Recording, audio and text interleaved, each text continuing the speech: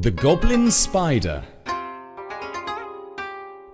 Dedicated to Teddy from San Antonio in Texas.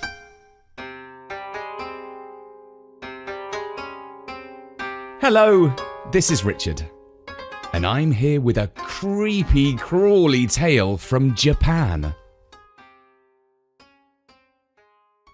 Several ancient books tell tales of the goblin spiders that used to live in Japan.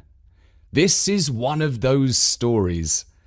It is a little creepy, so if you really don't like spiders or scary stories, perhaps this tale is not for you. Some people say that there are even goblin spiders around today, though they are very rare. During the daytime, they look just like common spiders. But very late at night, when everybody is asleep and there is no sound, they become very, very big and do awful things. There was once, in some lonely part of the country, a haunted temple. No one could live in the building because of the goblins that had taken it over. Many brave samurai soldiers went to the temple after taking an oath to fight and kill the goblins. But they were never heard of again.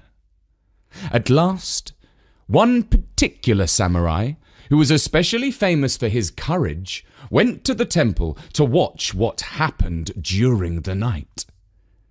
Before he went inside, he said to his companions, "If in the morning I am still alive, you shall hear me beat upon the drum of the temple."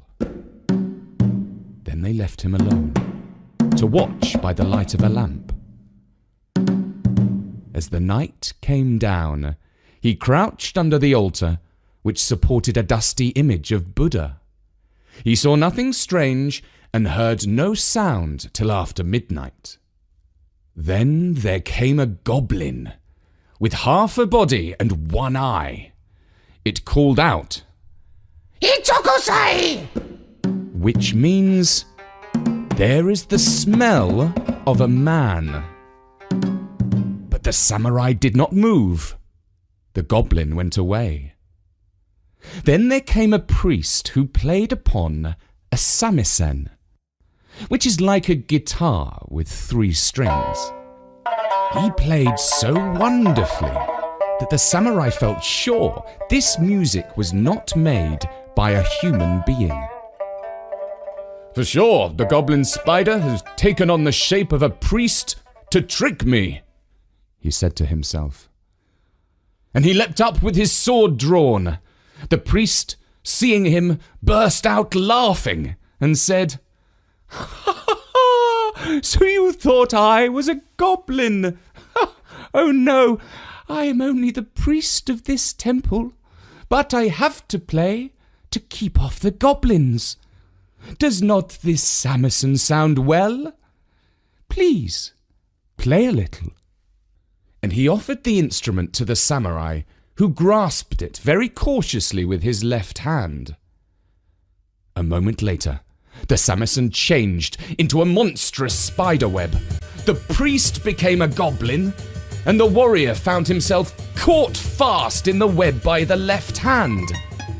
He struggled bravely and struck at the spider with his sword and eventually wounded it.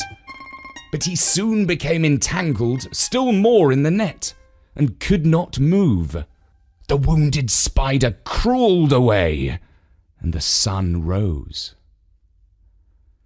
His friends were waiting for the beat of the temple drum. Eventually they went into the temple, not expecting to find good news.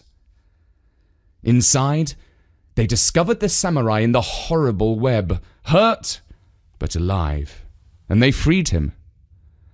Then they saw tracks of blood upon the floor and followed the tracks out of the temple to a hole in the deserted garden.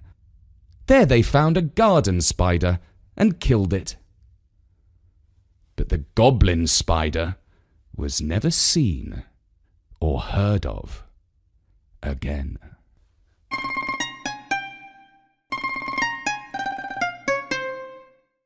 And that was the Goblin-Spider.